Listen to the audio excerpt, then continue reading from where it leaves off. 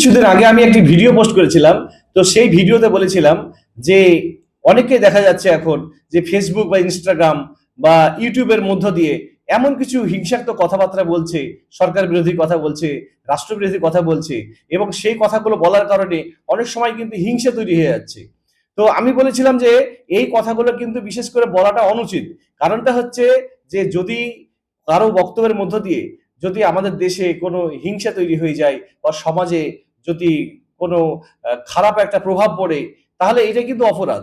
তো সেই ভিডিওটা দেখার পরে অনেকেই বলেছিলেন যে আমাদের ভারতীয় সংবিধান তো আমাদেরকে তো মৌলিক অধিকার দিয়েছে, বাক স্বাধীনতার। তো আজকে আপনাদের জানিয়ে রাখি যে আমি এই ভিডিওটা আবার করতে বসলাম এই কারণেই যে আমাদের ভারতীয় সংবিধান আমাদেরকে বাক স্বাধীনতা দিয়েছে, এ কথা ঠিক। কিন্তু তার অর্থ এই নয় যে আপনি এই বাক স্বাধীনতার নাম করে আপনি স্বেচ্ছাচারিতা হয়ে পড়বেন। দেখুন, স্বাধীনতা এক কথা, স্বেচ্ছাচারী হয়ে যাওয়া কিন্তু আর এক কথা। কারণ আপনার কথা বলার অধিকার আছে মানে এই নয় যে আপনি এমন কিছু কথা বলবেন যে আপনার কথার কারণে সমাজে তার একটা বিরূপ প্রভাব পড়বে এবং সমাজে একটা ভয়াবহ একটা ক্ষতির সম্মুখীন হয়ে যাবে। দেখুন, এটা কিন্তু স্বেচ্ছাচারিতা।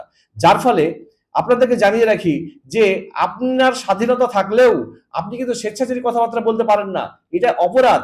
এবং আজকে আমি একদম প্রমাণ সহকারে বলবো, সেটা হলো যে আমাদের ভারতীয় সুপ্রিম কোর্টে গত 5ই জানুয়ারি 2026 সেদিন কিন্তু একটা মামলার কিন্তু হিয়ারিং উঠেছিল, এবং সেই হিয়ারিং এ মানে মহামান্য বিচারপতিরা ছিলেন অরবিন্দ কুমার এবং বিচারপতি এন ভি অঞ্জরিয়া।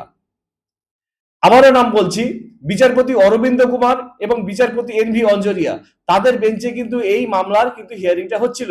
এবং আপনাদেরকে জানিয়ে রাখি যে সেই মামলায় হিয়ারিং চলাকালীন বিচারপতিরা কিন্তু একটা কথা স্পষ্টভাবে কিন্তু বলে দিয়েছেন, সেটা জেনে রাখুন। সেটা হলো যে ভারতীয় সংবিধানে ব্যক্তি স্বাধীনতাকে স্বীকৃতি দেওয়া হয় ঠিকই, তবে তা জাতীয় নিরাপত্তা বা আইন শৃঙ্খলার উদ্বেগের ঊর্ধ্বে নয়। আমি কথাটাকে আবার রিপিট করছি, ভালো করে মন দিয়ে শুনুন।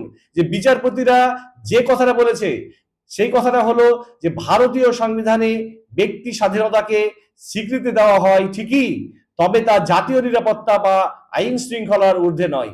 হ্যাঁ, এই কথাটাই কিন্তু আপনাদেরকে আমি এর আগেই জানিয়েছিলাম যে আপনার স্বাধীনতা আছে, আপনার বাক স্বাধীনতা আছে, কিন্তু সেই বাক স্বাধীনতাটা কি আপনি কিভাবে কাজে লাগাবেন সেটা হচ্ছে গঠনমূলক ভাবে। সমালোচনাটা কেমন হবে? সেই সমালোচনাটা হবে গঠনমূলক সমালোচনা। কিন্তু আপনার বাক স্বাধীনতা আছে তার অর্থ এই নয় যে আপনি স্বেচ্ছাচারী কথাবার্তা বলবেন।